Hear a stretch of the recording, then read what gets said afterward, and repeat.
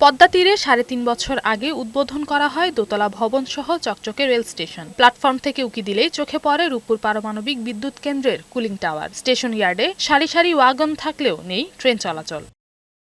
কার্যক্রম না থাকায় স্টেশনটিতে অযত্ন অবহেলায় নষ্ট হচ্ছে শত কোটি টাকার সরঞ্জাম। এখান থেকে একটা ট্রেন চালু করে, এটা আমাদের পাকশিবাসীর জন্য অনেক ভালো হয়। জনগণের কোনো উন্নয়নের কাজে লাগছে না, তাহলে এটা নিশ্চিত অপচয়।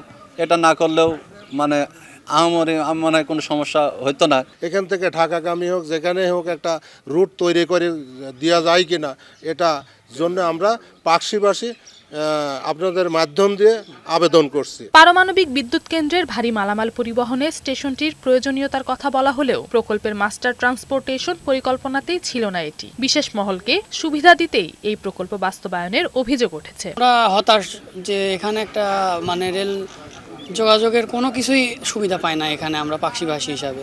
রূপপুরের যে স্টেশনটা করা হয়েছে এটা কোনো কাজে আসতেছে না।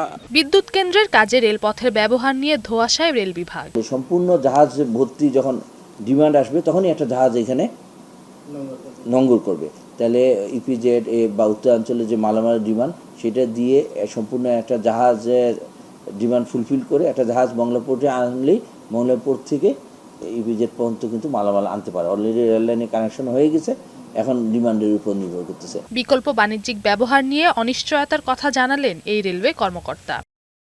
নওশীন জান্নাত, বৈশাখী সংবাদ।